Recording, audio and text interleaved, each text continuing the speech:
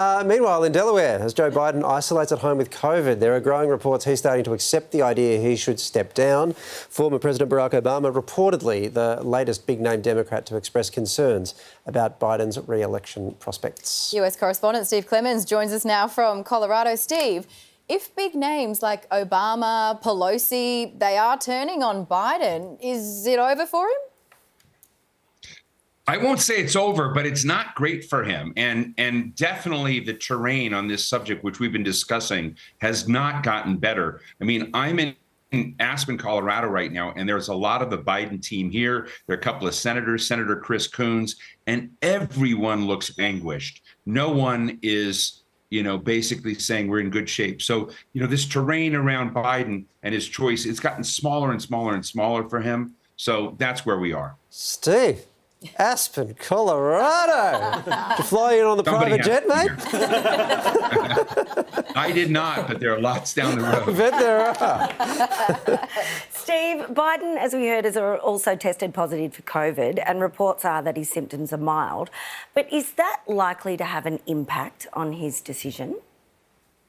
Well, he had just said, hey, if something goes wrong with my health, that might be a reason to, drop out of the race. So he just got one. Donald Trump prevailed after a bullet hit him, and COVID has taken, Joe Biden out of the picture for a bit. I mean, that's the image that a lot of people have. But look, I don't want to overstate COVID or, the president's condition about this. I think it's important to remember that he's gone back to his home in Wilmington to recover from COVID, but he's also thinking very heavily, can he actually win this race? And is his are his priorities in the right place when it comes to his position and what the country needs? Steve, as far as Trump and the Republicans are concerned, they think they've basically already won this thing, even though it's not until November. If Biden were to step down, I mean, how much would that change the race? And would their attacks be still effective against any other possible successor? Look, I mean, I think it's a great question. And I think everybody's sort of playing it on their heads while nobody can come in at this point and do well. And I just simply disagree.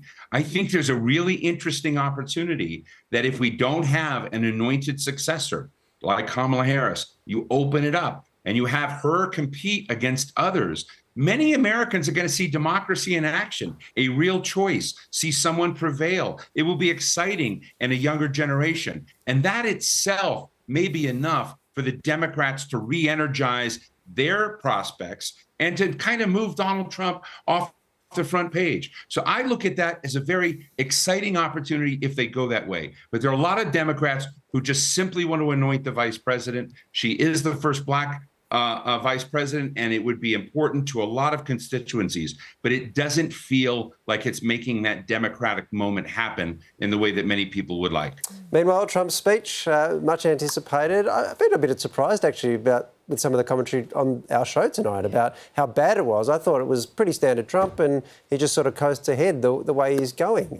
Let's give you the casting vote. What did you make of it? I mean, look, it was a riveting speech. And he demonstrated a self-control, and his talk about the experience with the bullet is something he is going to say again. And he basically also did a call out to Democrats, independents, Republicans, people who are Black, Hispanic. And they may not believe him, but Donald Trump went through the motions of giving a pro-unity set of remarks. And then he went back into, common form of criticizing and mocking his opponents.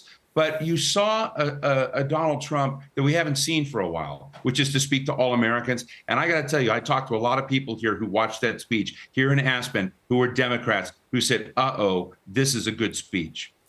Yeah, we got it, mate. You're in Aspen. We understand. Thank you very much for speaking to us, Steve.